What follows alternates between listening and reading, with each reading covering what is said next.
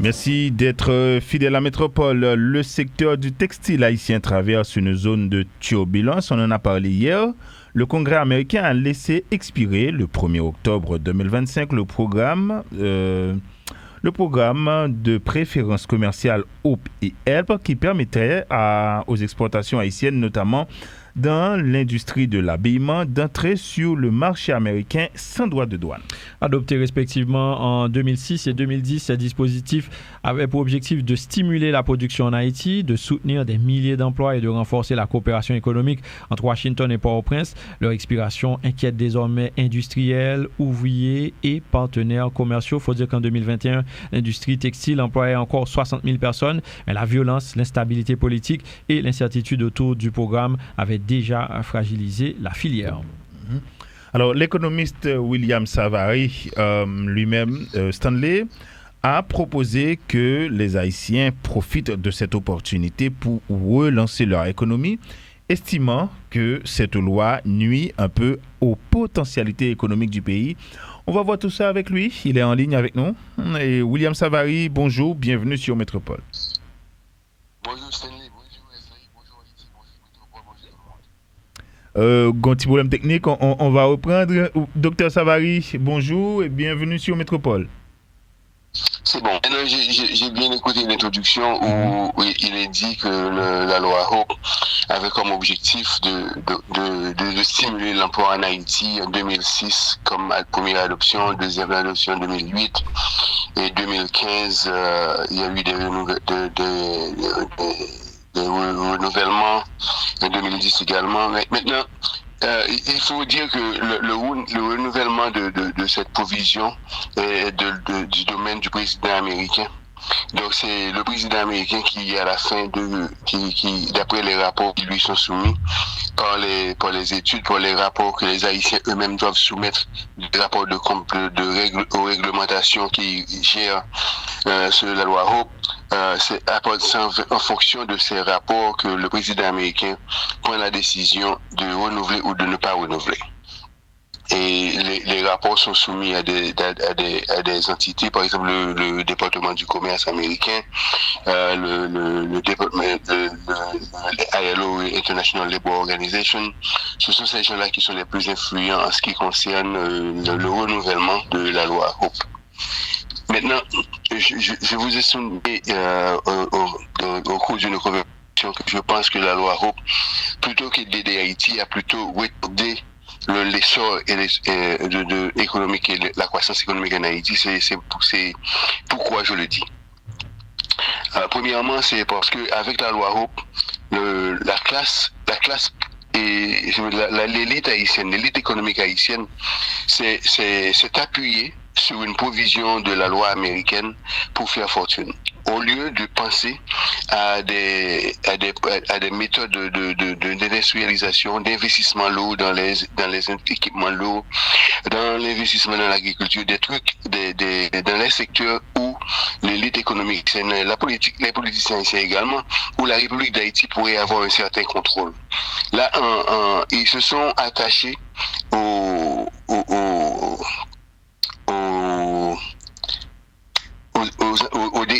issues, si vous voulez, de la politique américaine entre les partis républicains et les partis démocrates. Et les pauvres malheureux en Haïti, ils n'ont pas contribué aux campagnes présidentielles. Ils n'ont pas contribué aux campagnes législatives. Ils n'ont pas contribué en ce qui concerne de jouer un rôle dans la diaspora haïtienne pour que la diaspora haïtienne puisse avoir un poids politique aux États-Unis. Alors, à quel résultat doivent-ils s'attendre au moment des élections, au moment où des décisions doivent être prises en ce qui concerne Haïti dans la politique américaine? Moi, je pense que avec cette décision de ne pas renouveler la loi Hope, je pense que ce sera ce qu'on dit aux États-Unis un wake-up call pour la classe politique et les industriels d'Haïti, la bourgeoisie haïtienne, l'élite intellectuelle haïtienne, la diaspora haïtienne, tous de se rendre compte qu'en fait, pour que le pays puisse se développer, on ne peut pas attacher l'avenir économique du pays aux avarices, si vous voulez, au détriment pas au détriment, mais plutôt dans les résultats de la politique américaine. Je pense que ceci va leur donner un wake-up call. Alors, William Savary, un premier détail qui t'a intéressé, Mounio, loi au plan pas voté dans date 1er octobre là, c'est parce que justement la loi, le budget américain n'a pas reçu de vote au Congrès. Mais ce que l'on ne sait pas, c'est est-ce que la loi figure dans le paquet qui a été acheminé au Congrès avant le 1er octobre. C'est-à-dire, nous ne connaissons pas si oui ou non si la loi est acheminée. Oui, mais écoute. Actuellement, nous vivons en période aux États-Unis qui est vraiment en période où il y a des gens qui disent intéressant, il y a des gens qui disent inquiétant.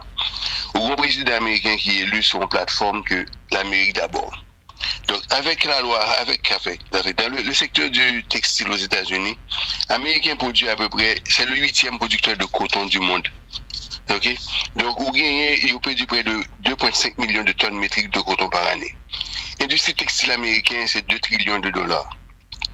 Qui représentait à peu près presque 10% de l'intérieur brut des États-Unis. Donc, lorsque le président américain déclare qu'il voudrait que les travaux soient rapatriés aux États-Unis, Haïti pas exempté. Parce que question de taille d'Haïti, la position d'Haïti par rapport aux États-Unis, ça ne lui concerne pas. Ce qui lui concerne, c'est d'alimenter sa base politique et de dire qu'il est en train de livrer les promesses qu'il avait faites. Donc, c'est ça, c'est comme ça pour regarder. Il ne faut pas regarder parce que la cheminée n'est pas au Congrès. D'ailleurs, les gens du Congrès aujourd'hui mènent une lutte eux-mêmes pour leur propre survie politique. Parce qu'il y a des élections qui arrivent bientôt, d'ici le mois de novembre 2026. Ils ne peuvent pas être perdus comme des gens qui ne sont pas dans l'intérêt de la création de l'emploi aux États-Unis, l'augmentation des revenus du Trésor américain. Ils ne peuvent pas avoir cette perception, ils ne peuvent pas être porteurs d'une telle perception. Donc, mais il faut vraiment faire attention, il faut vraiment repenser notre relation avec les États-Unis, les relations d'affaires des États-Unis. Il faut commencer à réfléchir comment remettre le pays sur ses rails. Et comment. D'ailleurs, je vous dis une chose. La loi Hope a été votée. Les investissements qui ont eu lieu en Haïti, pas un goût d'Américains, non? Ce sont les entrepreneurs haïtiens qui ont investi dans les entreprises. C'est l'État haïtien à travers des prêts, à travers Banque mondiale, ils ont organisé les zones industrielles. Ok? Mais les montants, les entreprises américaines qui bénéficient le plus de la loi Hope, n'ont rien investi en Haïti. Une entreprise comme Walmart, comme Walmart qui a investi en Haïti, comme Disney qui a investi en Haïti, comme Jordache qui a investi en Haïti, comme les grandes entreprises, les grands détaillants américains, comme qui ont investi en Haïti, pas un goût. Donc, si ces entreprises-là qui bénéficient de la force de travail haïtienne qui est à bon, qu'ils parviennent à payer à bon marché, mais qui l'intérêt que vous gagnez pour défendre l'intérêt Haïti. Alors, je vous signale une chose. Lorsque la loi Hope a été votée en 2008, en 2006, le salaire minimum en Haïti était à $4,25, $4,30. Aujourd'hui, nous sommes 20 ans plus tard. Le minimum de salaire en Haïti n'a pas grimpé. Où ça veut dire? Parce que ce ne sont pas des gens qui vraiment s'inquiètent de l'avenir de la République d'Haïti. Donc c'est à nous autres en Haïti de penser comment réallier nos investissements, quelles sont les entreprises qui peuvent être rentables et sur le long terme et qui sont sous nos contrôles. Donc, là où l'on a un mot à dire, là vous n'avez absolument rien à dire. Le Congrès américain vote, le président américain vote et vous attendez le résultat des votes. Le fait camper, man. Alors, ce qui se passe, William Savary, c'est que ou même où font projection qui est plus mandé, ils ont tant de préparation, ils ont tant d'aménagement, mais dans l'immédiat, nous avons parlé de plusieurs milliers d'emplois qui... Au moins 60 000. Au moins 60 000 qui en hold, j'ai envie de dire. Et est-ce que il ne faut pas poser aussi cet aspect? cet aspect. Maintenant, je vais vous poser. La loi Hope n'était pas censée être une loi à permanence à vie. Il y a un temps de vie. OK? Donc, vous avez 20 ans pour organiser l'économie. Parce qu'ils sont fait pendant 20 ans. Vous faites des mauvaises élections, vous assassinez un président, nous finançons les gangs, nous pas supporter l'école professionnelle, nous pas financer la construction d'écoles professionnelles, nous dépendons du Brésil avec Taïwan pour bâtir l'école professionnelle pour nous pas équiper et les jeunes quittent le pays et émigrent vers ailleurs. Mais pendant les 20 ans, qu'est-ce qu'on a fait? Et tout d'un coup, 20 ans plus tard, après, lorsque la première loi a été votée, tout d'un coup, on est aux abois. Mais qu'est-ce que ça veut dire? La loi Hope ne va pas régulariser, ne va pas régler les problèmes de la République d'Haïti. C'est la réflexion stratégique des hommes politiques, des hommes d'affaires de la République d'Haïti, de l'élite intellectuelle haïtienne, les gens qui soi-disant des économistes de pays, la presse haïtienne. C'est nous autres qui devons réorienter notre réflexion pour prendre en main l'avenir économique de la République d'Haïti. C'est pas la loi Hope. William Savary, les lois Hope Help, quels sont les enjeux économiques pour les États-Unis?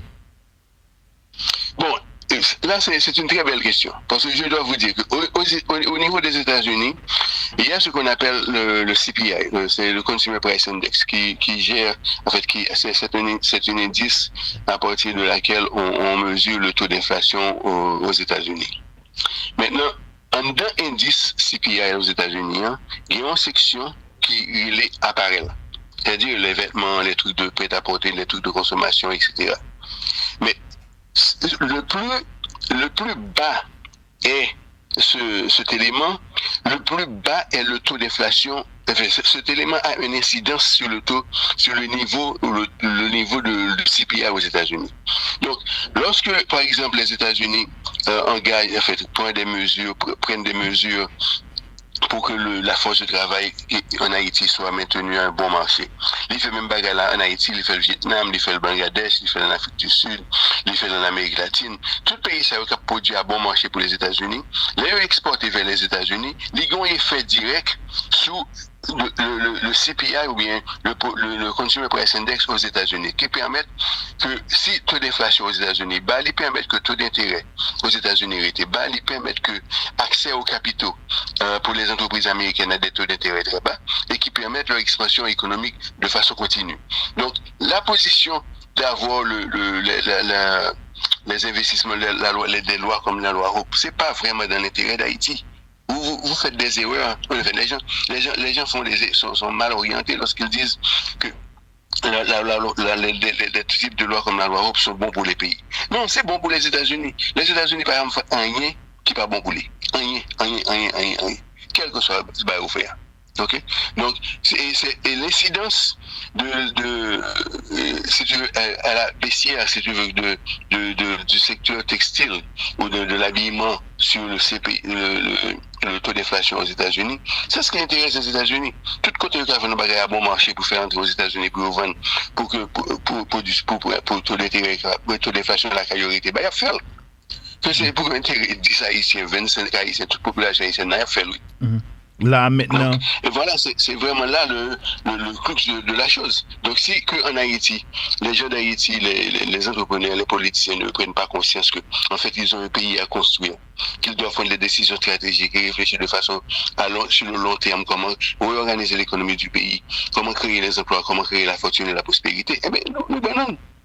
Et c'est ça qui arrive, nous, là, depuis près de, on n'a pas dit 40 ans, on n'a pas dit, plutôt me dire un siècle. Voilà. Quelles sont les réflexions qui ont eu lieu dans le pays pour la réflexion à long terme, la réflexion stratégique pour que dans 10 ans, dans 15 ans, dans 20 ans, pour qu'on puisse avoir une nouvelle économie? Alors... Aujourd'hui, on parle de l'intelligence artificielle. Aujourd'hui, on parle de l'industrialisation, l'énergie nucléaire. Ici, on a parlé en Haïti, nous-mêmes, on a parlé de boulet de charbon. C'est pas normal. Oui. Alors, moi, merci William Savary, mais moi, pendant que tu aller, ma réflexion, Stanley, c'est est-ce que ces réflexions qui pas faites ou bien c'est établi, c'est abouti ou pas qu'à abouti? Parce qu'on a l'impression que quelque part, il y a des forces d'intérêt qui toujours bloquent un processus de changement qui est à chaque fois activé en Haïti. Donc, pour nous qui te aller, c'est après ça. J'additionne une chose. Les gens qui ont la responsabilité de réfléchir ne le font pas. Ils préfèrent choisir la voie facile. Américains viennent là-bas, dans $10 pour le parti, pour le coup de poulie, une douzaine de t-shirts, bon ça, les balles font $2 pour faire sur les douzaines, bon ça suffit, il est content. Non, moi, je sais pas. On ne voit pas assez grand. Merci William Savary. Merci William Savary. Passons bonne journée. Ok, bye. Voilà, l'économiste, docteur en économie William Savary qui était avec nous, Stanley. Et avec lui, on a abordé l'intérêt de l'État haïtien ou bien des autorités haïtiennes de reprendre la main avec ce qu'il appelle une opportunité. Oui, effectivement, comme on le sait, les lois OPHELP n'ont pas été votées cette semaine au Congrès, notamment à cause du shutdown aux États-Unis. Mais là, William Savary y voit une opportunité de relancer l'industrie en Haïti.